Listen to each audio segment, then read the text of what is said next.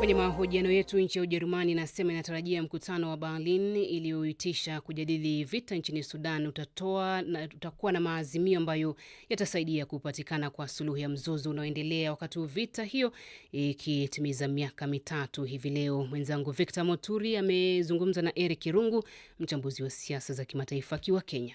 Ule mgogoro wa Sudan kidogo haujakuwa ukiangaziwa vile inavyopaswa.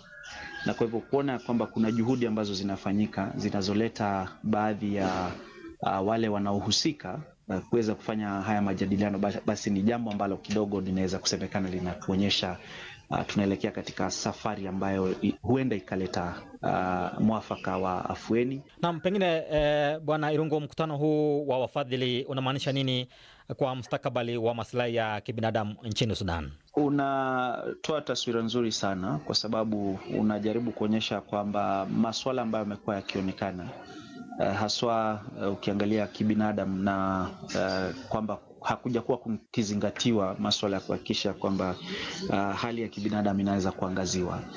Kwa hivyo hawa ambao wameweza kuja pamoja na kuweza kufanikisha hizi juhudi, basi ni kuonyesha kwamba ule mgogoro kule Sudan umeweza ukashinda, na ni kushinda kwa ajili ya kuweza kupatiwa au kuangaziwa, ndiposa pengine pakaweza kuwa na nafasi ya kuweza kufanya mazungumzo. Naam, Daktari Irungu, unafikiri lengo la ufadhili wa dola bilioni 1 litatosha kushughulikia mgogoro wa Sudan?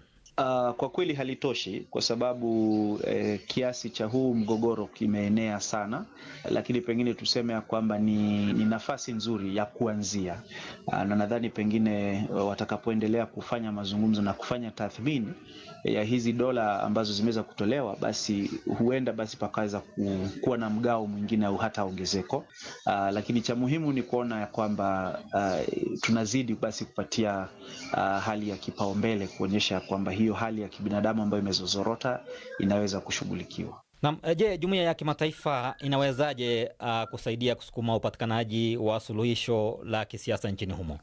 Jumuiya ya kimataifa ina nafasi kubwa sana, haswa ukiangalia Umoja wa Mataifa ambao ndio haswa unaochukua nafasi ya mbele kuweza kuhakikisha kwamba kuna kule kuzingatia na kuhakikisha kwamba kuna usalama duniani. Wana nafasi kubwa sana, haswa kupitia kwa lile baraza la Umoja wa Mataifa, baraza la usalama. Kwa hivyo nafasi ambayo sasa inafaa kutwaliwa ni Umoja wa Mataifa, na haswa baraza hili kuweza kuhakikisha kwamba linaweka mikakati ambayo itahakikisha kwamba kutakuwa na nafasi ya mazungumzo. Ni mtazamo wake Eric Irungu, mchambuzi wa masuala ya kimataifa.